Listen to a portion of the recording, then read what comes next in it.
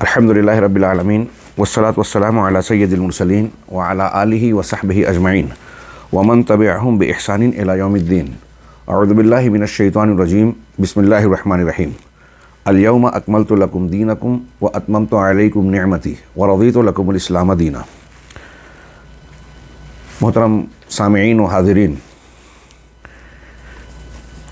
الحمدللہ کل ہم نے امام اہل السنہ امام احمد بن حنبل رحمہ اللہ کے رسالے اصول السنہ کے درس کا آغاز کیا۔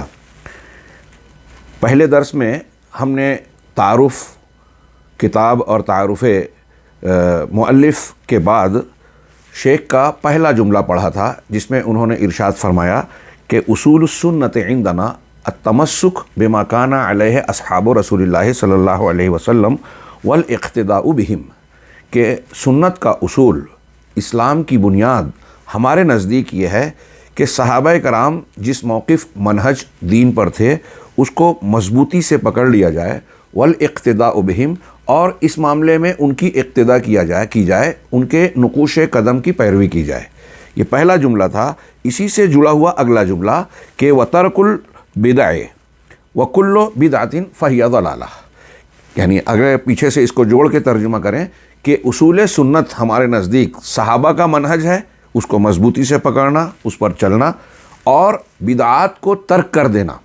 یہ سنت کا، اسلام کا ایک اصل ایک اصول ہے، کیا کہتے ہیں، بنیاد ہے کہ بدعتوں کو ترک کر دینا، اور جو بھی بدعت ہو، ہر بدعت وہ گمراہی ہی ہے۔ علامہ امام احمد بن حنبل کا جملہ ہے وَتَرْكُ الْبِدْعِ وَكُلُّ بِدْعَةٍ فَهِيَ ضَلَالَةٌ، کہ بدعات کو ترک کر دینا بالکل لیا، اور جو بھی بدعت ہو وہ گمراہی ہی ہے۔ یہاں شرح کے جملوں پر نظر ڈالنے سے پہلے میں توجہ دلانا چاہتا ہوں کہ دیکھیے، امام احمد بن حنبل رحمہ اللہ نے جو اسلام کی بنیاد کا پہلا ضابطہ بتایا کہ اصحاب کرام رضی اللہ عنہم کے طریقے اور منہج کو اختیار کر لینا، اسی کے نقش قدم کی پیروی کرنا، اس پہلے جملے کا ہی دوسرا پہلو یا تقاضا یہ ہے، یہ اس بات ہے، اور اس کا سلبی یا منفی پہلو یہ ہے کہ اس کی مخالف چیز کو ترک کیا جائے، اور کسی چیز کو پورے طریقے سے اگر ہم اختیار کرنا چاہتے ہیں تو اس کی مخالف کو رد کرنے پر ہی یہ پورا معاملہ درست ہوگا۔ جیسے ہم کہتے ہیں توحید اختیار کرو، اللہ کی عبادت کرو، تو اللہ کی توحید اور عبادت اسی وقت کامل اور مکمل اور مقبول ہوگی جب اس کی ضد سے پوری طریقے سے براعت اور آدمی نجات حاصل کر لے ہوئے، جو شرک ہے۔ آدمی اگر شرک میں ملوث ہو گیا تو اس کی توحید نہیں رہی، اور توحید پر پورا کامل اس وقت ہوگا جب اس کی ضد سے پوری طریقے سے اپنا دامن بچا لے، اور وہ شرک ہے۔ ٹھیک اسی طرح یہاں شرک کے بعد ہم سنت کی بات کر رہے ہیں۔ امام احمد یہ بتا رہے ہیں کہ سنت کی پیروی یہ ہے کہ آپ سنت کی ضد سے بالکلیہ خلاصی اختیار کریں۔ یہ بڑا اہم پہلو ہے آج کے زمانے میں، جہاں مصلحتیں دین پر غالب آتی نظر آتی ہیں۔ لوگ مصلحتوں کی بنیاد پر اپنے دینی مناہج اور موقف کو اختیار کرتے ہیں، اس میں اپنے مختلف چیزوں سے سمجھوتا کرنا حکمت اور مصلحت کے نام پر۔ وہاں ایسے مقام پر جب آدمی سنت کو ترک کر کے بدعت کو اختیار کرے، یا اہل سنت کے بجائے اہل بدعت سے راہ و رسم قائم کرے اور ان کو ترجیح دینے کی بات کرے، تو یہاں اس کا سنت پر تمسک کا معاملہ ڈگمگا جاتا ہے۔ اور یہ ہم دیکھتے ہیں کہ آج کے زمانے میں بہت سارے لوگ، صرف عوام ہی نہیں، خواص بھی اس معاملے میں کہیں نہ کہیں کوتاہی کا، کمزوری کا شکار نظر آتے ہیں۔ اس تمہید کی نظر میں کی روشنی میں اب آگے اس جملے کی شرح دیکھیے، اور آپ یہ بھی ملحوظ رکھیں کہ ہم جس شرح کو پڑھ رہے ہیں یہ شرح بھی بہت ہی مختصر ہے۔ چنانچہ شیخ نے کہا کہ البدع ہی ما احدث فی الدین علی خلاف الشرع۔ بدعات کسے کہتے ہیں؟ البدع عربی میں بدعتن کی جمع ہے، بدعات، اور اس کی تعریف کے طور پر انہوں نے جو عبارت نقل کی وہ انتہائی سادہ اور آسان ہے۔ آپ اہل علم کی کئی تعریفات جو بدعت کی تعریف میں بیان کی گئی ہیں پڑھیں گے، سنیں گے۔ امام شاطبی، علامہ ابن تیمیہ اور محقق علماء عام طور سے امام شاطبی کی تعریف کو بہت جامع کہتے ہیں۔ یہاں ہم سادی والی تعریف جو شیخ نے ذکر کی اسی کو اگر سمجھ لیں تو بدعت کا تعارف ہو جاتا ہے۔ وہ کیا کہ جو دین میں شرع کے خلاف، شرعی احکام کے خلاف دین میں جس کو ایجاد کر لیا گیا ہے. ہاں، یہ ہمارے عوام کو اچھی طرح سمجھانے کی اس بنیاد پر ضرورت ہے کہ بعض مقامات پر لوگ جب بدعات اختیار کرتے ہیں اور ان پر مواخذہ کیا جاتا ہے، اس کا رد کیا جاتا ہے، تو اہل بدعت اس کی تائید کرنے والے حضرات اس کی تائید کرتے ہوئے یہ کہتے ہیں کہ دنیا کی بہت ساری چیزیں ایسی آج ہم استعمال کر رہے ہیں، اس کو بروئے کار لا رہے ہیں، جو نبی کریم صلی اللہ علیہ وسلم عہد صحابہ میں موجود نہیں تھیں. وہ دنیاوی چیزوں کو دینی چیزوں پر قیاس کرتے ہیں. لہٰذا بدعت کی تعریف میں پہلا جملہ ملحوظ رہے کہ جو دین میں نئی ایجاد شدہ چیز ہو.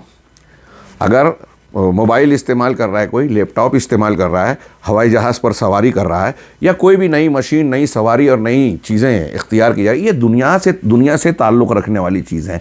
ان چیزوں کو اختیار کرنے سے اللہ رب العالمین کے نازل شدہ دین میں کمی بیشی کا کوئی مسئلہ پیدا ہی نہیں ہوتا، سوال ہی نہیں ہے. اسی لیے بدعت کی آپ مختلف تقسیمات پائیں گے اہل علم کے یہاں، بدعت اضافی، بدعت فلاں، اور بدعت دنیاوی، بدعت دینی. تو دنیاوی بدعت کی کوئی روک ٹوک نہیں ہے. میں نے ایک دلچسپ جملہ کہیں پڑھا تھا یا سنا تھا، کسی نے کہا کہ مسلمانوں کا معاملہ پہلے اور آج میں بالکل الٹا ہو گیا. پہلے لوگ دین میں بدعت سے اجتناب کرتے تھے سلف، اور دنیا میں ترقی کر کے اس میں آگے بڑھتے تھے. اس کو بدعت کہیے، نئی چیزیں کہیے. آج الٹا ہو گیا ہے کہ دین میں لکیر کے فقیر بن گئے ہیں. ماحول سے، تقلیدی مزاج سے، باپ دادا سے، رواج سے جو کچھ مل رہا ہے اس کو دین سمجھ کے قبول کر لیا، اس میں تحقیق اور علم کر کے جو اصلی دین ہے اس کو اختیار نہیں کرتے. اور جو نقلی ہے یعنی لوگوں نے ایجاد کیا ہے، مطلب دوسرے لفظوں میں کہ دین میں نئی نئی چیزیں اختیار کر رہے ہیں، اور دنیا میں جو ایجادات کا معاملہ تھا، نئی نئی چیزوں میں آگے بڑھنے کا معاملہ تھا، وہاں پیچھے ہٹ گئے. پرانے اور نئے مسلمانوں کا یہ فرق. تو بہرحال ہم دین کے اصول کو جو پڑھ رہے ہیں، اصول کا تقاضا یہ ہے کہ اگر ہم سنت کا تحلیہ کریں تو بدعت سے تصفیہ ہونا ضروری ہے. اور اس اعتبار سے بدعت کا معنی اور مفہوم کہ دین و شریعت میں کسے بدعت کہا جاتا ہے یہ جاننا انتہائی ضروری ہے. تو اس سلسلے میں انہوں نے کہا کہ وہ چیز جو شریعت کے خلاف، علی خلاف الشرع، شریعت کے خلاف دین میں جس کو ایجاد کر لیا گیا ہو، جو نو آموز ہو، نو مولود ہو دین میں، احداث. اسی سے نبی کریم صلی اللہ علیہ وسلم کے خطبے کا وہ جملہ ہے، کلو محدثۃ بدعہ، محدثہ ایجاد شدہ نئی چیز، نئی بنائی ہوئی چیز. تو دین میں جو چیز نئی ہوگی وہ بدعت ہے شریعت کے خلاف. وذالک لأن الشرع قد کملہ اللہ جل وعلا. اب اس کی وضاحت کر رہے ہیں کہ یہ اس طرح سے، اس بنیاد پر کہ اللہ تبارک و تعالیٰ نے شریعت کو مکمل کر دیا. یہ جو جملہ شیخ نے بیان کیا، مسلمانوں کے سارے طبقات اسے کہتے ہیں، جانتے اور مانتے ہیں کہ دین مکمل ہے، لیکن مانتے ہیں زبانی طور سے، عملی طور سے، منہجی طور سے. ہم دیکھتے ہیں کہ آج مسلمانوں کے بہت سے طبقات اور وہ سارے گروہ، فرقے جو اہل بدعت، اہل اہوا یا فرقے کہلاتے ہیں، جنہوں نے نبی کریم صلی اللہ علیہ وسلم اور صحابہ کرام کے بعد ان کے منہج سے کم یا زیادہ انحرافات اختیار کیے. جنہوں نے بھی انحراف اختیار کیا وہ عملی طور پر یا منہجی طور پر وہ اس بات کو گویا نہیں مان رہے. بقول امام مالک رحمہ اللہ نے کہا کہ اللہ کے نبی صلی اللہ علیہ وسلم اور صحابہ کے زمانے میں جو دین تھا آج بھی وہی دین ہے، جو اس وقت دین نہیں تھا وہ آج بھی دین نہیں ہے. سمجھنے کے لائق بات، کتنی سیدھی، صاف اور بہترین بات کہ اس وقت جو دین تھا آج بھی دین وہی ہے، قیامت تک وہی رہے گا. اور اس وقت جو دین نہیں تھا وہ آج بھی دین نہیں ہے. اگر کوئی شخص، امام مالک رحمہ اللہ کہتے ہیں کہ اگر کوئی شخص دین میں کوئی نیا کام کرتا ہے اور یہ محسوس کرتا ہے کہ یہ نیکی ہے، اس پر اللہ اجر و ثواب دے گا، تو وہ یہ کہہ رہا ہے کہ اللہ کے رسول جناب محمد رسول اللہ صلی اللہ علیہ وسلم نے اپنی رسالت کو پہنچانے میں خیانت کی. پیغام رسالت میں، تبلیغ رسالت میں آپ نے خیانت کی، پورا نہیں پہنچایا، آپ ادھورا چھوڑ دیے تھے. یہ بعد میں جو چیزیں اختیار کی گئی ہیں یہ انہوں نے بڑھا لی، اللہ کے رسول صلی اللہ علیہ وسلم نے لوگوں تک نہیں پہنچائی تھی. پھر امام مالک رحمہ اللہ نے جو جملہ قرآن سے یہی آیت پڑھی، الیوم اکملت لکم دینکم واتممت علیکم نعمتی ورضیت لکم الاسلام دینا. آج کے دن میں نے تمہارے لیے تمہارا دین مکمل کر دیا. سمپل بات، سادی بات ہے. مکمل یا کامل کسے کہتے ہیں؟ پورا. ہم ایک لفظ اور اردو میں استعمال کرتے ہیں، پورا. تو جو چیز پوری ہے، کامل ہے، اس میں مزید کوئی اضافے کی ضرورت ہے، کوئی کمی کی گنجائش ہے؟ سوال ہی پیدا نہیں ہوتا۔ اب اگر کوئی پوری چیز میں مزید کوئی چیز کر رہا ہے تو پورے سے زائد ہے، وہ آگے کی چیز ہے۔ نبی کریم صلی اللہ علیہ وسلم اور آپ کی پیش کردہ پہنچائی ہوئی شریعت مکمل ہے۔ امام مالک کہہ رہے ہیں کہ اب مکمل دین میں کوئی شخص اگر نیا اضافہ کر رہا ہے تو وہ یہ کہہ رہا ہے کہ محمد رسول اللہ صلی اللہ علیہ وسلم نے دین کو پہنچانے میں خیانت کی۔ اب آج دیکھیے کہ نیکی سمجھ کر کتنے لوگ کتنی بدعات کے شکار ہیں۔ بدعات کی بھی قسمیں ہیں، کچھ مکفرہ ہیں اور کچھ غیر مکفرہ۔ مکفرہ کا مطلب وہ بدعتیں جس میں کفر اور شرک اکبر پایا جاتا ہے۔ جتنے شرک ہیں سب بدعت بھی ہے، شرک جتنا ہے سب بدعت بھی ہے، کیونکہ وہ دین میں نئی چیز ہے اور وہ ایسی بدعت ہے جو انسان کو اسلام سے خارج کر دیتی ہے، اس کو ایمان سے باہر کر دیتی ہے، اس کا ایمان ٹوٹ پھوٹ جاتا ہے، نواقض ایمان کہلانے کے لائق وہ چیز ہوتی ہے۔ تو بدعات جتنی بھی ہیں، آج دیکھیے کہ مسلمانوں میں عقائد کی خرابیاں ہیں، شرک ہے، کفر ہے، شرک اکبر، کفر اکبر۔ ظاہر سی بات ہے کہ جن لوگوں نے اپنے آپ کو مسلمان کہنے کے باوجود ایسی چیزوں کو اختیار کر رکھا ہے، انہوں نے اسلام کی اس اصل کو نہیں پہچانا جو حضرت امام احمد بن حنبل رحمہ اللہ اپنے دوسرے ہی جملے میں بیان کر رہے ہیں۔ اور جیسا کہ ہم نے تمہیدی طور سے پڑھا کہ یہ وہ چیزیں ہیں جو ہر مسلمان کو سیکھنا اور جاننا ضروری ہے، اس کے بغیر وہ اپنے دین کی حفاظت اور اپنے آپ کو صراط مستقیم پر قائم نہیں رکھ سکتا، دین کی حفاظت نہیں کر سکتا۔ لہٰذا اس سے اندازہ لگائیے کہ اس بنیادی سبق کو نہ جاننے کی وجہ سے آج ہم دیکھ رہے ہیں کہ عالم اسلام کیسے کیسے مسائل سے دوچار ہے۔ لوگ نمازیں پڑھ رہے ہیں، عبادتیں کر رہے ہیں، اللہ کے راستے میں بہت خرچ کرتے ہیں، بڑی محنتیں کرتے ہیں اور اس بات پر اپنے آپ کو مطمئن کرتے ہیں کہ ہم نے دین کے تعلق سے بہت کچھ کیا، لیکن ان کا منہج صحیح نہیں ہونے کی وجہ سے، ان کا اصل دین یا اصول سنہ صحیح نہ ہونے کی وجہ سے ان کی یہ محنتیں رائگاں ہو رہی ہیں۔ نبی کریم صلی اللہ علیہ وسلم کے طریقے سے ان کی کوششیں ہٹی ہوئی ہیں، تو گویا وہ سنت کے اس اصول سے، اس بنیاد سے ہٹے ہوئے ہیں۔ میں جو کہنا چاہ رہا ہوں کہ اس کو اچھی طرح سے سمجھنے اور سمجھانے کی انتہائی شدید ضرورت ہے، اور خاص طور سے یہ بات ہمارے لیے سمجھانے میں بہت معاون و مددگار ہے۔ نبی کریم صلی اللہ علیہ وسلم نے دین کو مکمل کر دیا۔ آپ کا جو دین ہے، بتائیے کسی بھی مسلمان سے ہم سوال کریں، وہ کتنا بھی جاہل ہو، مرد ہو عورت ہو، پوچھئے کہ اللہ کے نبی صلی اللہ علیہ وسلم نے جو دین ہم تک پہنچایا تھا عقیدے، عمل، احکام کی شکل میں، اگر ہم اسی کو اختیار کریں، اس میں کوئی اضافہ اور کوئی کمی نہ کریں، تو کیا ہماری نجات کے لیے اتنا کافی ہے یا نہیں ہے؟ ہاں، اگر اس نے نہ کہا تو یہ چیز اللہ کے نبی صلی اللہ علیہ وسلم اور قرآن کا انکار ہو جائے گی، کفر تک بات جائے گی۔ اور اگر اس نے ہاں کہا تو یہ ہاں کہنا جو ہر مسلمان کو کہنا پڑے گا، اس کا یہ ہاں کہنا اس بات کا اعتراف ہوگا کہ وہ چیزیں جو نبی کریم صلی اللہ علیہ وسلم کے بعد لوگوں نے ایجاد کی، دوسری صدی، تیسری صدی، یا جب بھی جنہوں نے بعد میں جو چیزیں ایجاد کی گئی ہیں، وہ دین کا حصہ نہیں ہے، وہ نجات کے لیے اس کی کوئی ضرورت ہے ہی نہیں۔ اب آپ جتنے فرقے ہیں، قدریہ، جہمیہ، اشعریہ، ماتریدیہ، معتزلہ، صوفیہ، حنفیہ، شافعیہ، مالکیہ، حنبلیہ، انکار حدیث کرنے والے اور جتنے بھی گروہ اور فرقے پائے جاتے ہیں، یہ سب اللہ کے رسول صلی اللہ علیہ وسلم کے زمانے کے بعد کے ہیں۔ ان کو سب پر حرف غلط کی طرح مٹا دیا جائے اور وہ طریقہ اختیار کیا جائے جو نبی کریم صلی اللہ علیہ وسلم اور صحابہ نے اختیار کیا تھا، کافی ہے جنت کے راستے پر قائم رہنے کے لیے، جنت تک پہنچنے کے لیے، اگر اخلاص اور تقاضوں کے ساتھ ہم اس کو انجام دیتے ہیں۔ تو یہ اللہ کے رسول صلی اللہ علیہ وسلم نے جو دین نجات کے لیے ہدایت کے طور پر دنیا کے سامنے پیش کیا، وہ مکمل ہے، اللہ نے اس کو مکمل کیا۔ آگے شیخ نے کہا فلا یحتاج الی اضافۃ و زیادہ، لہٰذا یہ دین کسی اضافے اور زیادتی کا محتاج نہیں ہے کہ فلاں بزرگ آئیں، فلاں امام آئیں، وہ مزید کچھ تعلیمات پیش کریں اور اس کو آگے بڑھائیں۔ ہمارے ہاں کچھ لوگ اس بات کو کتنی شدت سے نظر انداز کرتے ہیں۔ آپ اندازہ لگائیں کہ جب اپنی مخصوص فقہ کی بات چلتی ہے، منہجی اور مسلکی باتیں، ہمارے جیسے ہندوستان میں یہ بات چلتی ہے تقلید اور عدم تقلید والی بات، تو اس میں اہل تقلید اپنے ائمہ کرام کی اور ان کی فقہیات کی ضرورت بتاتے ہوئے یہاں تک کہہ جاتے ہیں کہ ان ائمہ کے بغیر ہم بہت سارے مسائل کو حل نہیں کر سکتے۔ بعض نے یہاں تک کہا کہ قرآن و حدیث میں بہت سے معاملات کا حل ہی نہیں ہے، ہاں، اور یہ تک کہا گیا کہ قرآن و حدیث میں تو نماز بھی مکمل نہیں ہے۔ ایک صاحب نے آ کے مجھ سے یہ بات کہی تو میں نے اس سے کہا تو اگر قرآن و حدیث میں نماز مکمل نہیں ہے جو رأس العبادات ہے تو پھر کہاں ہے؟ تو انہوں نے کہا کہ بعد میں فقہا نے اس کو کیا مکمل. تو میں نے کہا کہ اس کے 4-5 جواب مجھ سے سنیے. پہلی بات تو یہ کہ اللہ تعالیٰ نے کہا ہے کہ میں نے اسلام کو مکمل کیا. اگر آپ کی بات صحیح ہے تو اللہ کی یہ بات غلط ہے. آپ اللہ تبارک و تعالیٰ پر الزام لگا رہے ہیں کہ ایک ادھورے دین کو مکمل کہہ دیا. ہاں، اگر اللہ تعالیٰ نے آپ کہیں کہ نہیں اللہ نے تو پورا نازل کیا تھا، تو پھر آپ کا الزام رسول پہ منتقل ہو جائے گا کہ اللہ نے پورا دیا لیکن رسول نے پورا نہیں پہنچایا.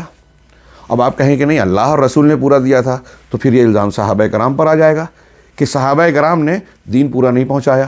اور صحابہ نے نہیں پہنچایا، اللہ کے رسول نے نہیں بتایا، تو ان فقہا کو پتہ کہاں سے چلا؟ آپ یہ الزام یہ بات کہہ رہے ہیں کہ صحابہ کرام کے بعد فقہائے کرام پر بھی اللہ کی وحی نازل ہوتی تھی. ہاں، اور اگر آپ یہ کہنا چاہتے ہیں کہ فقہا نے پورا کیا کہ کچھ مسائل قرآن و حدیث میں نہیں تھے تو انہوں نے پورا کر دیا، اس کی کیا دلیل ہے؟ آج اگر کوئی شخص کوئی بہت بڑا فقیہ عالم پیدا ہو جائے اور وہ کوئی نیا مسئلہ پیش کرے تو کیا کہیں کہ اب یہ بھی اسلام کا حصہ ہو جائے، اب مکمل ہوا؟ تو آپ کے پاس کیا پروف ہے کہ فقہا نے جو پیش کیا پورا ہوا کہ نہیں ہوا؟ اور آخری اور فائنل جواب یہ کہ جو دین اللہ اور رسول کے بعد کا ہے وہ ہمارے لیے قابل قبول ہے ہی نہیں.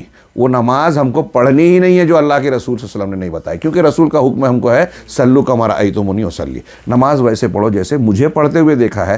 فلاں اور فلاں کو دیکھنے کی تعلیم ہم کو نہیں دی گئی. یہاں تک کہ حضرت موسیٰ اور حضرت عیسیٰ علیہ السلام کو بھی نہیں نمونہ بنایا گیا کہ ان کی طرح نماز پڑھو.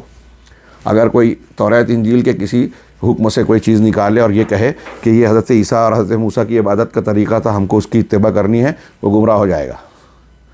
نبی صلی اللہ علیہ وسلم کی تعلیم کے خلاف اگر وہ جا رہا ہے، چاہے حضرت موسیٰ اور عیسیٰ جو سچے پیغمبر ہیں ان پر ایمان نہ لانے والا کافر ہو جائے گا، لیکن ان کی اتباع اب نہیں کی جائے گی.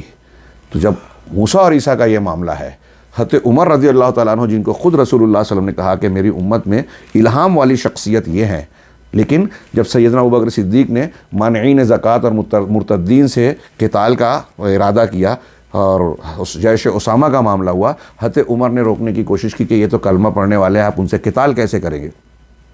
تو حضرت ابوبکر صدیق نے کہا کہ واللہ لو منعونی اقالا او اناقا کانوا یؤدونها الی رسول اللہ صلی اللہ علیہ وسلم لقاتلتهم علی ذلک او کما قال. بخاری مسلم کی روایت ہے کہ اللہ کی قسم اگر وہ بکری کا بچہ یا رسی جو اللہ کے رسول صلی اللہ علیہ وسلم کے پاس وہ لوگ بطور زکوٰۃ دیتے تھے، اگر وہ نہیں دیں گے تو میں ان سے اس پر قتال کروں گا. علامہ ابن تیمیہ نے اس سے استدلال کیا کہ غور کیجئے کہ عمر فاروق کون ہے؟ الہام والی شخصیت. کس کی زبان سے یہ بات معلوم ہوئی؟ محمد رسول اللہ صلی اللہ علیہ وسلم. اب آج کل کوئی پیدا ہوتا ہے اور کہتا ہے کہ میں نے خواب میں دیکھا، مجھے کشف ہوا اور یہ ہوا، اس کا اعتبار نہیں ہے. اللہ کے نبی صلی اللہ علیہ وسلم صادق و مصدوق نے بذات خود عمر فاروق کے بارے میں کہا کہ یہ ہر قوم میں ملہمین ہوتے ہیں، محدثین ہوتے ہیں، میری امت میں یہ ہے. ان کی تائید میں قرآن کی کئی آیتیں نازل ہوئی، بعض نے 9 اور بعض نے 12 تک ذکر کیا کہ حضرت عمر نے ایک رائے پیش کی، اللہ تبارک و تعالیٰ نے آسمان سے اس کی تائید میں وحی نازل کی. واتخذوا من مقام، یہ اس کی مثالیں دینے کی ضرورت نہیں فی الحال. حضرت عمر کو محدثین اللہ کی تائید حاصل ہے، لیکن یہاں ابوبکر صدیق کی رائے سے جب اختلاف ہوا تو نتیجہ کیا ہوا؟ کیا کسی نے یہ کہا کہ حضرت عمر کا یہ مقام اور یہ درجہ ہے، الہام والے ہیں، قرآن کی آیتوں سے اس کی تائید ہوئی ہے، تو اب حضرت عمر کی ہر رائے مان لی جائے؟ یہاں انہوں نے کہا کہ قتال نہیں کرنا چاہیے تو ابوبکر صدیق کو اس کو مان لینا چاہیے یا صحابہ کو اسی پر عمل کرنا چاہیے؟ حضرت ابوبکر صدیق نے جواب جو دیا اس پر وہ قائم رہے. اسی بخاری مسلم کی حدیث میں آپ پڑھیے کہ عمر فاروق بذات خود کہتے ہیں کہ ابوبکر صدیق برابر اس موقف پر قائم رہے. مادالہ ابوبکر کیا ہے، اس کے بعد آخر جملہ ہے کہ فعرفت انہ علی الحق، یہاں تک کہ حتی شرح اللہ صدری فعرفت انہ علی الحق، یہاں تک کہ اللہ نے میرا سینہ کھول دیا، میرے دل کو اس بات کو سمجھنے کے لیے آسان کر دیا کہ حضرت ابوبکر صدیق حق پر ہے. علامہ ابن تیمیہ نے استدلال کیا کیوں یہ حق پر، کیوں یہ فیصلہ ہوا؟ ابوبکر صدیق حدیث کے مطابق کہہ رہے تھے. وہ استدلال وغیرہ میں تفصیل میں جاؤں تو وقت زیادہ لگ جائے گا. ابوبکر صدیق کی بات حدیث کے موافق تھی، دلیل کے موافق تھی، اور عمر فاروق اپنی رائے سے کہہ رہے تھے. علامہ ابن تیمیہ کی یہ دلیل ذہن میں رکھیے. ہاں، میں نے بعض دروس میں اس کو بار بار ذکر کیا ہے، اور یہ بار بار ذکر کرنے اور پھیلانے کے لائق دلیل ہے. سمجھانے میں اگر کوئی سمجھنا چاہے تو آسان ہے کہ عمر فاروق رضی اللہ تعالیٰ عنہ کا مقام اب کوئی نہیں پا سکتا، کوئی پیر بابا امام ہاں شیخ طریقت ہوں، نہیں پا سکتے۔ لیکن عمر فاروق کی بات جب ابو بکر صدیق کے سامنے دلیل کے مخالف پڑی تو عمر فاروق نے بھی رجوع کیا۔ تو جب صاحب الہام شخصیت کی بات قرآن و سنت کی دلیل کے سامنے نہیں چلے گی تو کسی کا کشف، کسی کا خواب، کسی کا اپنا اجتہاد اللہ اور رسول کی بات کے سامنے کیسے قابل قبول ہو سکتا ہے؟ کتنی صاف اور واضح بات ہے دین کی، جو ہمارے یہاں بہت سارے وہ لوگ جو شخصیت پرستی اور تقلید جامد کی بیماری میں مبتلا ہیں، تصوف کی جو ہے بیعت کے دام میں گرفتار ہیں، ان کو یہ دین کی یہ سچی اور روشن حقیقت سمجھ میں نہیں آتی۔ میں تو یہی کہوں گا کہ ان کو سمجھ میں نہ آنا ان کی توفیق سے محرومی کی بات ہے۔ انہیں دعا کرنی چاہیے اور کوشش کرنا چاہیے کہ اللہ تعالیٰ ان کا سینہ بھی اور ہمارا سینہ بھی حق کو سمجھنے اور اسے قبول کرنے کے لیے کھول دے۔ اور یہاں یہ جو ہم گفتگو کر رہے ہیں اس تناظر میں کہ اللہ کے رسول صلی اللہ علیہ وسلم کا لایا ہوا دین آپ نے مکمل طریقے سے پیش کر دیا اور صحابہ کرام نے مکمل طریقے سے اسے اختیار کر لیا۔ حق اب اسی میں ہے کہ اس پر تمسک کیا جائے جو صحابہ کرام کا اختیار کیا ہوا دین تھا، اور اگر آپ اس سے ہٹتے ہیں تو وہ دین میں نئی چیز ہے، اور دین میں نئی چیز بدعت ہے۔ بدعت سنت کے خلاف ہے، سنت کے خلاف مطلب اسلام کے خلاف ہے۔ جب بدعت آپ اختیار کر رہے ہیں تو آپ اسلام کے متعینہ راستے سے ہٹتے ہیں، آپ تفرق اختیار کر رہے ہیں، گمراہی اختیار کر رہے ہیں۔ جتنا آپ اس راستے سے ہٹ رہے ہیں اتنا آپ جنت کے بجائے جہنم کے راستے کی طرف جا رہے ہیں۔ وَأَنَّ هَذَا صِرَاطِي مُسْتَقِيمًا فَاتَّبِعُوهُ وَلَا تَتَّبِعُوا السُّبُلَ فَتَفَرَّقَ بِكُمْ عَنْ سَبِيلِهِ۔ اگر اس کے علاوہ راستوں کی تم پیروی کرو گے، سنت کو چھوڑ کر اللہ کے رسول صلی اللہ علیہ وسلم کے متعینہ صراط مستقیم سے ہٹ کر اگر دوسرے راستوں کو اختیار کرو گے تو وہ تم کو اللہ کے راستے سے جدا کر دیں گے، ہٹا دیں گے۔ وہ دوسرے راستے جو اللہ کے راستے سے جدا کرتے ہیں وہ یہی بدعات ہیں۔ امام احمد بن حنبل رحمہ اللہ اصول سنہ کے طور پر یہ جو پیش کر رہے ہیں، یہ ساری تعلیمات اس میں کی روشنی میں ہے، وہ یہ کہ ہم کو اگر اسلام کی بنیاد پر قائم رہنا ہے، سچے راستے پر گامزن رہنا ہے، تو صحابہ کرام کے طریقے پر تمسک کی جائے، اس کے اقتداء کی جائے۔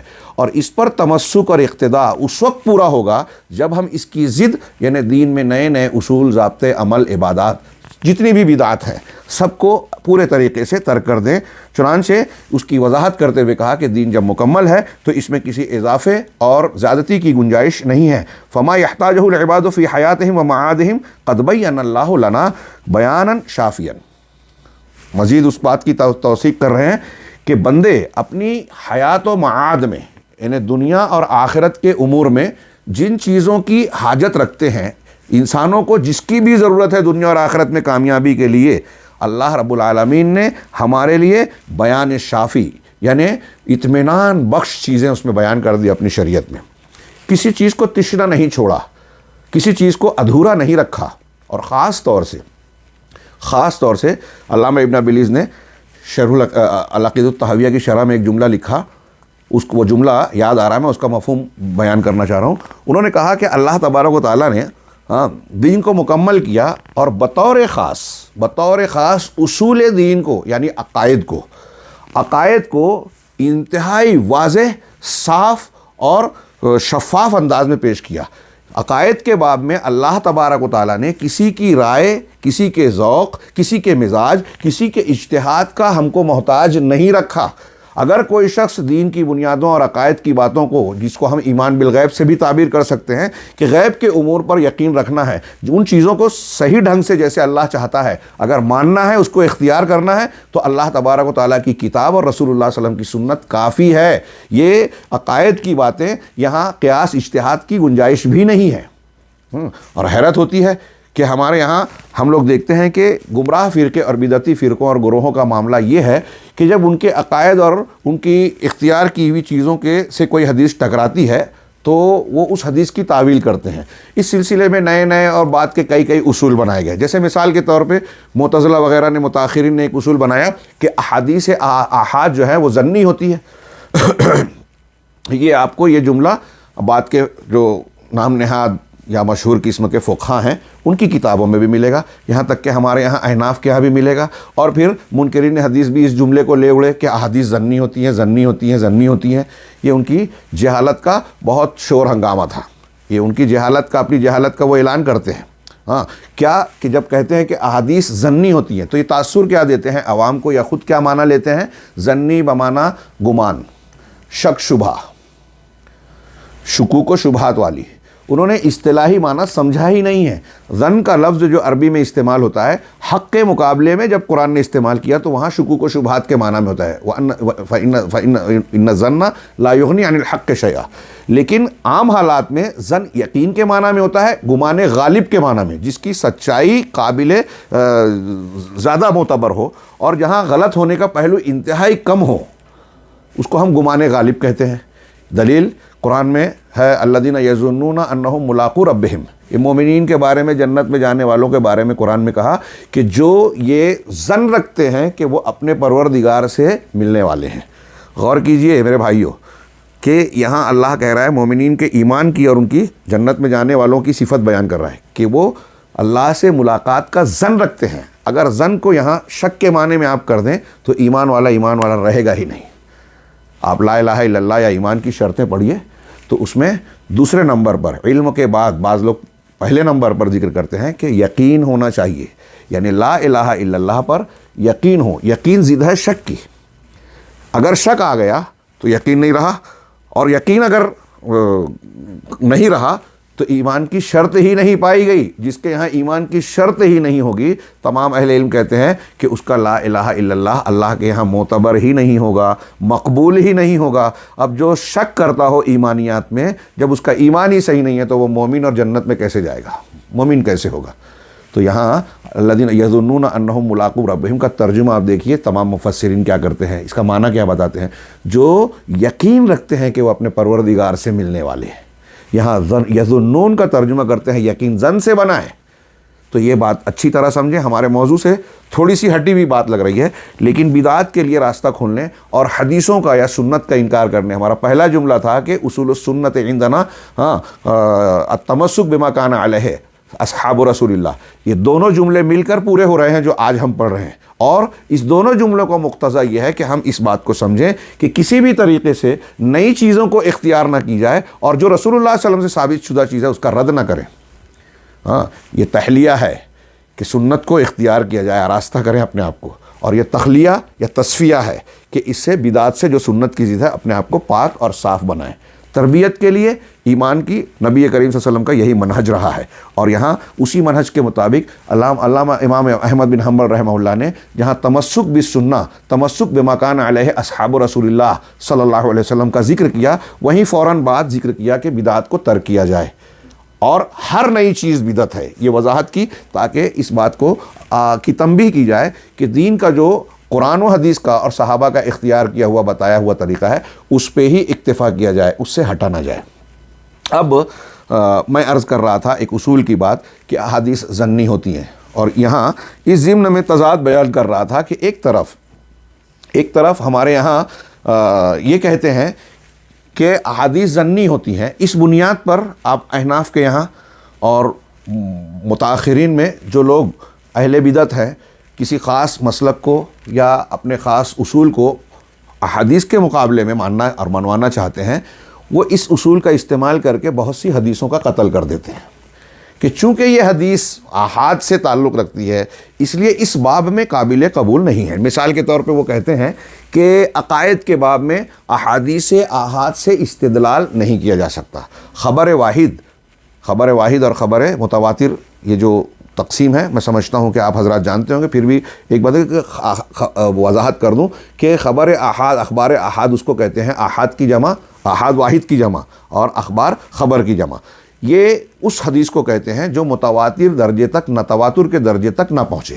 متواتر اس حدیث کو کہتے ہیں کہ اللہ کے رسول صلی اللہ علیہ وسلم تک اس کو روایت کرنے والے راویان حدیث ہر طبقے میں، جیسے امام بخاری نے ایک روایت بیان کی تو امام بخاری کے زمانے کے جو محدثین ہیں وہ ایک طبقہ ہوا، ان کے اوپر جو ان کے اساتذہ کا طبقہ ہوا، ان کے استاذ ہیں، پھر اس اساتذہ کے جو طبقات ہیں، اس طرح ایک ایک طبقہ ہے. تو ہر طبقے میں راویوں کی، ثقہ راویوں کی اتنی بڑی تعداد ہو، سچے اور ثقہ، کہ عادتاً بھی دنیاوی اعتبار سے بھی عقلی اعتبار سے بھی سب لوگ جھوٹ یا غلطی پر متفق ہو جائیں، یہ ناممکن ہو.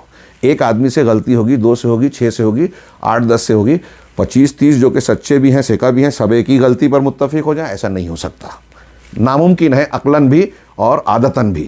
تو ایسی روایت کو متواتر کہتے ہیں، اور ہم یہ جانتے ہیں کہ قرآن جو ہم تک مروی ہے پورا کا پورا تواتر کے ساتھ ہے۔ احادیث کی ایک بڑی تعداد ہے، لوگوں نے 500 اور کچھ لوگوں نے اس سے زیادہ تعداد بتائی کہ تواتر کے درجے کو پہنچنے والی احادیث اتنی ہیں۔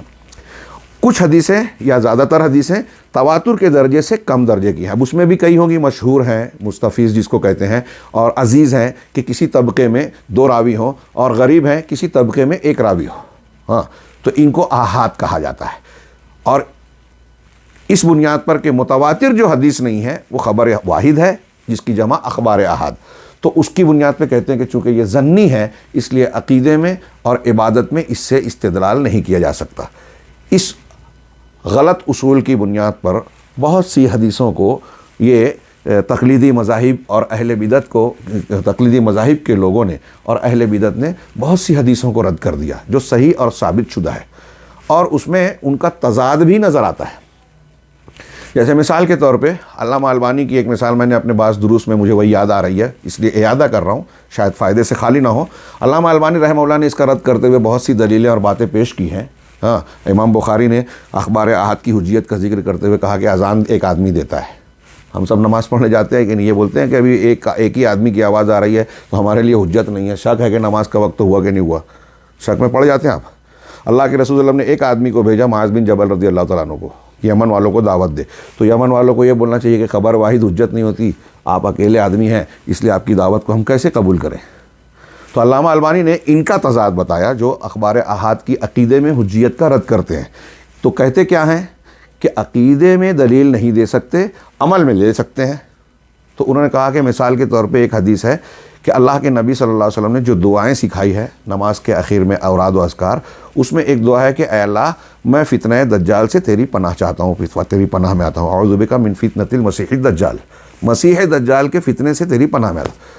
تو علامہ البانی نے کہا کہ اب ایک آدمی یہ سوال کرے کہ مسیح دجال آئے گا، یہ غیب کی چیز ہے، اللہ کے رسول صلی اللہ علیہ وسلم نے اپنے زمانے میں خبر دی، اب کوئی آدمی اگر اسے مانے تو یہ عقیدہ ہے۔ چونکہ یہ حدیث خبر واحد ہے اور آپ کا یہ اصول ہے کہ خبر واحد سے عقیدہ ثابت نہیں ہوگا، اس لیے اس حدیث کی بنیاد پر آپ یہ کہیں کہ ہم مسیح دجال کو نہیں مانیں گے، ہمارے عقیدے میں نہیں ہے، عقیدہ آپ اس سے نہیں ثابت کرنا چاہتے، لیکن آپ یہ کہتے ہیں کہ خبر واحد کو عمل میں لایا جا سکتا ہے، مطلب یہ کہ آپ دعا مانگ سکتے ہیں کہ اے اللہ مجھے مسیح دجال کے فتنے سے منع، کیونکہ دعا کرنا یہ عمل ہے، تو عمل کرنے کے لیے وہ ٹھیک ہے، دعا آپ کر سکتے ہو، اور عقیدے کے لیے ٹھیک نہیں ہے، اس لیے آپ مسیح دجال کا عقیدہ نہیں رکھ سکتے۔ تو نتیجہ کیا نکلا کہ آپ عمل جب کر رہے ہو کہ اللہ تعالیٰ مجھے مسیح دجال کے فتنے سے بچا، اور آپ کا عقیدہ یہ ہے کہ مسیح دجال نہیں آئے گا، تو جو چیز آئے گی نہیں آپ اس سے دعا کیسے مانگیں گے اس سے بچاؤ کے لیے؟ ہاں، آپ کیا یہ ایک ایسی چیز کا تصور کر سکتے ہیں کہ میں اس سے پناہ مانگوں اور میں یہ عقیدہ رکھتا ہوں کہ یہ چیز ہونے والی ہی نہیں ہے؟ اللہ اور رسول نے ایسی چیز سکھائی، اللہ اور رسول نے کہا کہ اختلافات کو قرآن حدیث کی طرف لوٹاؤ، آپ کہتے ہو کہ قرآن حدیث میں ہمارے مسائل کا حل ہی نہیں ہے، فقہاء نے بتایا، تو اللہ اور رسول نے بیکار قرآن حدیث کی طرف لوٹانے کے لیے کہا۔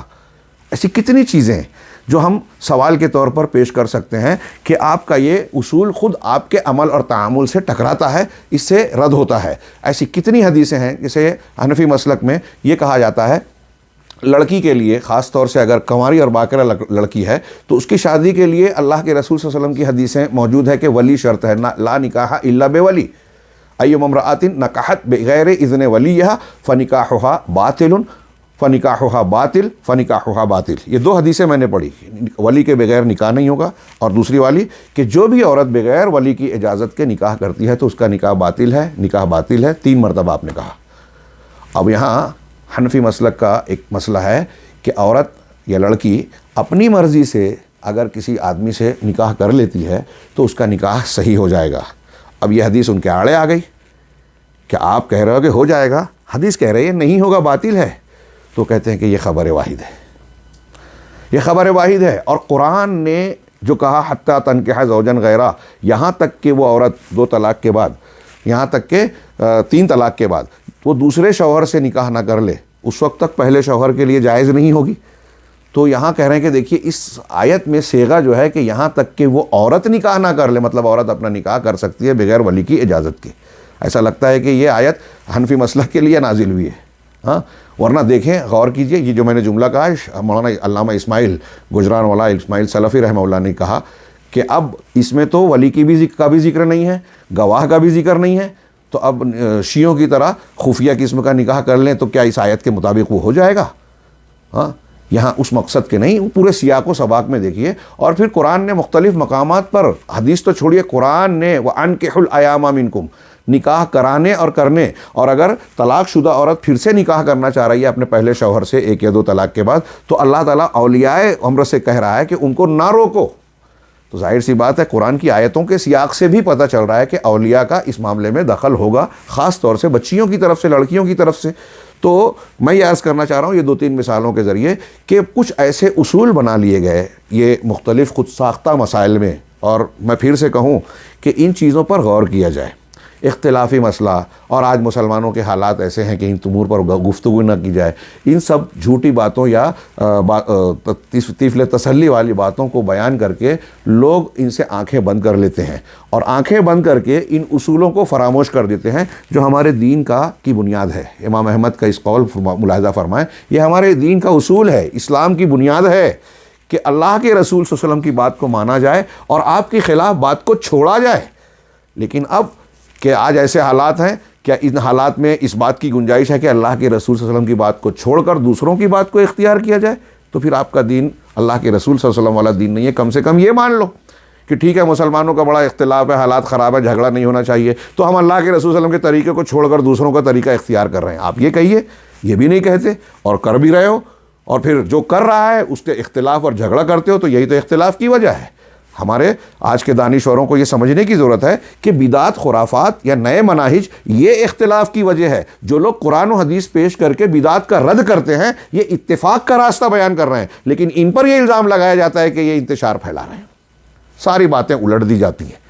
بنیاد دین کی سمجھی جائے, اللہ کے نبی صلی اللہ علیہ وسلم کی سنتوں کو اختیار کیا جائے, اور سنت کی اقتداء اور تمسک کا معنی اس وقت پورا ہوگا جب سنت کی ضد یعنی بدعات کو پورے طریقے سے ترک کیا جائے. کیوں؟ اس لیے کہ سنت جو ہے وہ کامل دین ہے, اور بندوں کو اللہ تبارک و تعالیٰ نے کسی کے ذوق, کسی کے مزاج اور اجتہاد کا دین کی بنیادوں کے سلسلے میں تو قطعی طور سے محتاج نہیں رکھا ہے, اور دین مکمل ہے. لہٰذا کسی نئی چیز کو اختیار کرنا دین سے ہٹنا ہے, بدعت ہے, جو کہ مذموم بات ہے اور سنت سے ہٹنے والا معنی رکھتا ہے. آگے کہا کہ وَوَضَّحَهُ, اللہ تبارک و تعالیٰ نے ہمارے بندوں کو دنیا اور آخرت کی کامیابی کے لیے جن جن چیزوں کی ضرورت تھی شافی کافی طور پر اللہ نے بیان کر دیا بندوں کے لیے.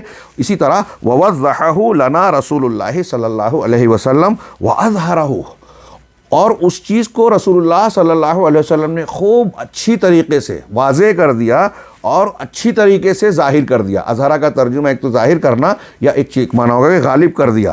حتی ترکنا المصطفیٰ صلی اللہ علیہ وسلم علی المحجۃ البیضاء لیلھا کنہارھا, یہاں تک کہ مصطفیٰ صلی اللہ علیہ وسلم نے ہم کو اس حالت میں چھوڑا, ہم کو چھوڑا کہ ہم کو روشن شاہراہ پر چھوڑا, ایک ایسے راستے پر جس کی صفت اللہ کے رسول حدیث میں ہے, ہاں, کہ وہ علی المحجہ, محجہ راستہ, البیضاء روشن صاف شفاف, جس میں کوئی داغ نہ ہو, کوئی غبار نہ ہو, کوئی الجھن نہ ہو. اللہ کے رسول صلی اللہ علیہ وسلم نے یہ فرمایا کہ میں تم کو محجت بیضاء یعنی صاف اور روشن راہ پر چھوڑے جا رہا ہوں. اور ہم یہ کہیں کہ رسول اللہ صلی اللہ علیہ وسلم کی پیش کی ہوئی شریعت سمجھنے میں دقت ہے, کون سا مسلک صحیح ہے یہ جاننے میں بڑی مشکل پیش آتی ہے. جس مسلک کو پڑھو, جس مولوی کو سنو, اس کی بات صحیح لگتی ہے اور ہم فیصلہ نہیں کر پاتے, لہٰذا اس جھنجھٹ میں نہ پڑیں. ہاں, ادرک, لہسن, پیاز اور گیہوں چاول ان میں زیادہ توجہ دیں. گیہوں چاول زیادہ اہم ہے آخرت کی کامیابی اور قبر اور برزخ کے معاملات کے مقابلے میں. آپ یہ کہنا چاہتے ہیں یہ آپ کے لیے جھنجھٹ ہے؟ دنیا کے امور, دنیا کی پریشانیاں, تجارت, اور کوئی نئی سے نئی مشین آئے, کوئی چیز آپ دنیا کے کمانے کے لیے آپ کو ضروری لگے, آپ اپنے اور اپنے بچوں کو سکھاتے ہیں, سیکھتے ہیں اسی اللہ کی دی ہوئی صلاحیت سے. اس سے بہت کم صلاحیت کا اگر آپ استعمال کریں, اس سے بہت کم وقت کا استعمال کریں انصاف اور ایمانداری کے ساتھ, تو آپ کو اللہ کی شریعت اور صحیح اور غلط کا فرق ایک دم بالکل آسانی سے سمجھ میں آ جائے گا. اس لیے کہ نبی پاک صلی اللہ علیہ وسلم یہ کہہ رہے ہیں کہ میں نے تم کو روشن شاہراہ پر چھوڑا ہے. اگر یہ سمجھ میں نہ آئے تو اللہ کے رسول صلی اللہ علیہ وسلم کی بات غلط ہو جائے گی، اور ہمارے رسول غلط بات نہیں کہہ سکتے، بیان کر سکتے۔ تو ہمیں اللہ کے رسول صلی اللہ علیہ وسلم نے ایسی روشن شاہراہ پر چھوڑا ہے کہ لیلھا کا نہارھا، اس کی راتیں بھی دن کی طرح روشن ہیں۔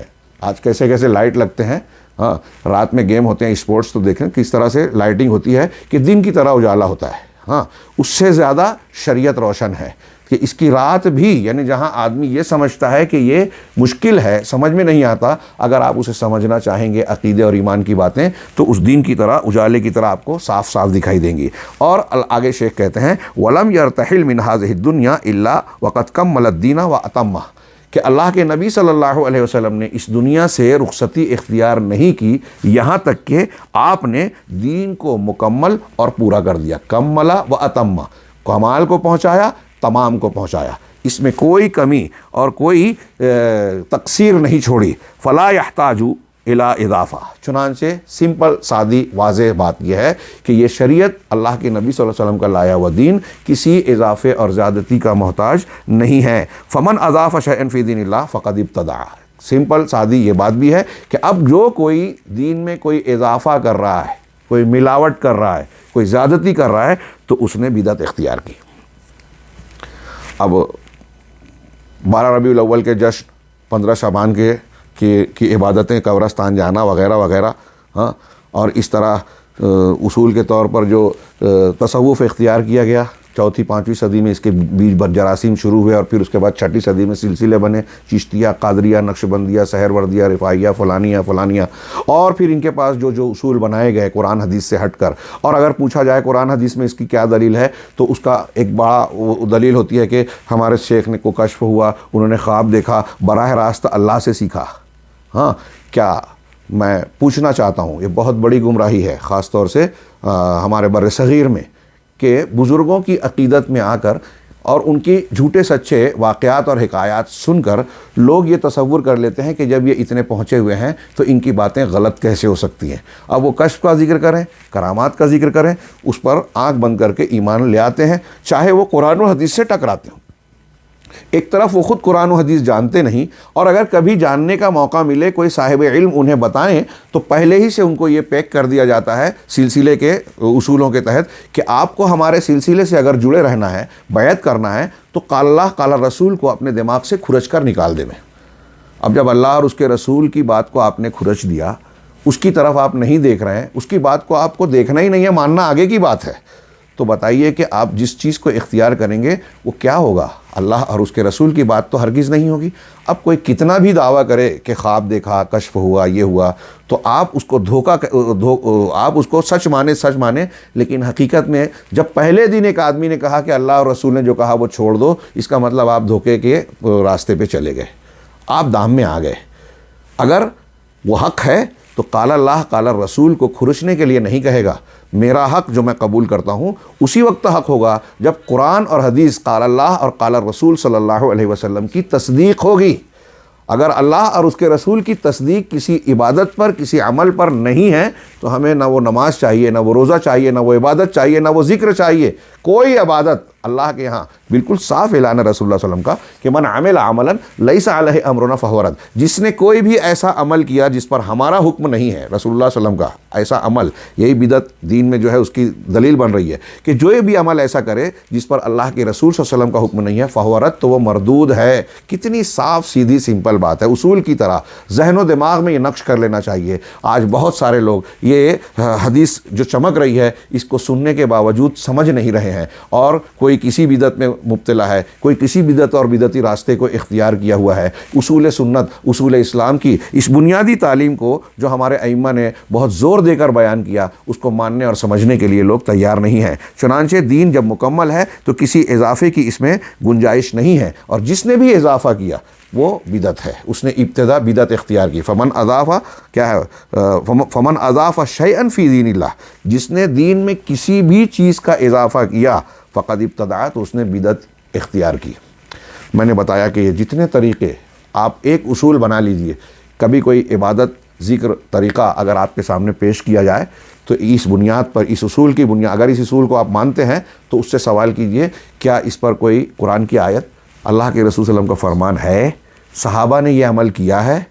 اگر جواب نہیں میں آئے تو کوئی کتنی بھی اونچائی سے بیان کرے، کشف، خواب، اجتہاد اور بڑے بڑے بلند باند دعوے کرے کہ یہ فلاں بزرگ نے کہا ہے جو ہوا میں ہی اڑتے رہتے تھے، اس کے نیچے کبھی اترے ہی نہیں ہیں، تو بھی وہ قابل قبول نہیں ہوگا، کیونکہ ہمارے اس بنیادی سبق کو اگر ہم نے یاد رکھا تو ہم کو اس گمراہی سے وہ محفوظ رکھے گا کہ کوئی کتنا بھی ہو جائے، نبی صلی اللہ علیہ وسلم یا دین جو مکمل دین ہے اس میں اضافے کی گنجائش کسی کے لیے ہے ہی نہیں۔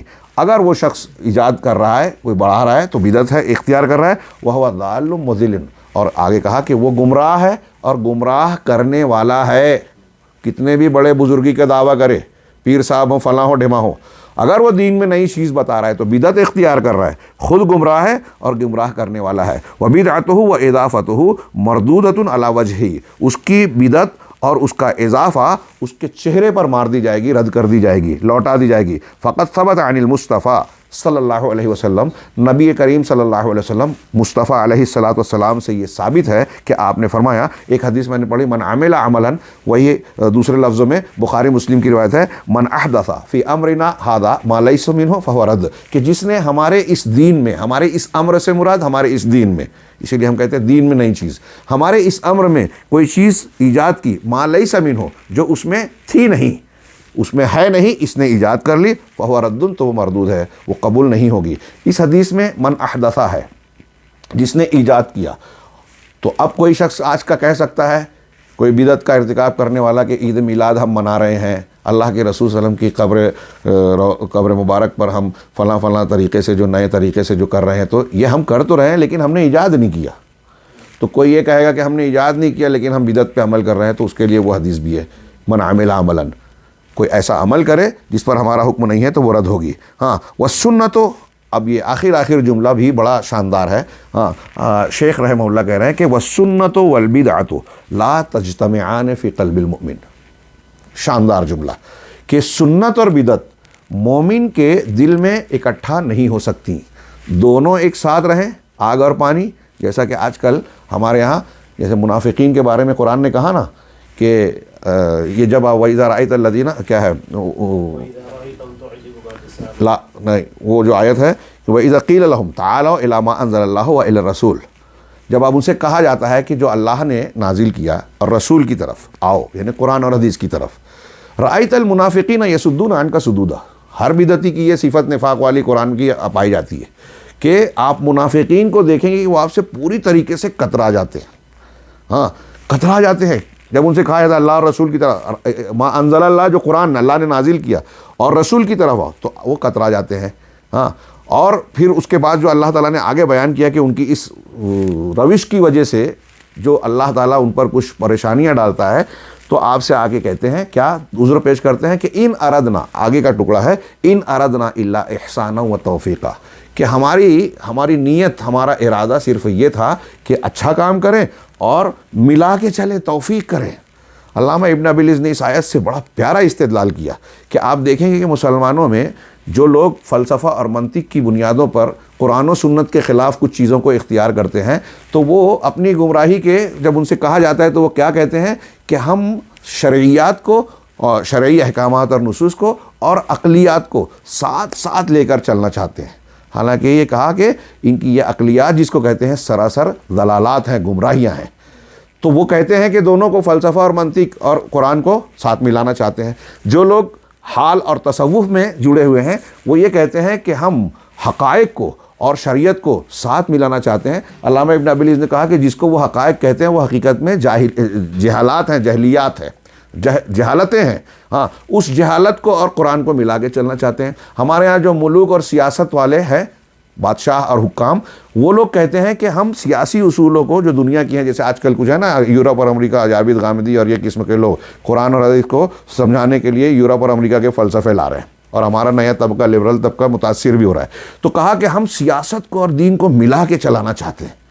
ایسے ہی آج ہمارے یہاں کچھ لوگ ہیں ہاں حکومت قائم کرنے کی اور اقامت دین کی، تحریکیت کی اور بہت ساری دوسری چیزیں باتیں کرتے ہیں۔ وہ کیا کہتے ہیں کہ ہمارے جو بزرگان ہیں اور فلاں ہیں ان کا اور قرآن حدیث کا ملا کے چلانا چاہتے ہیں۔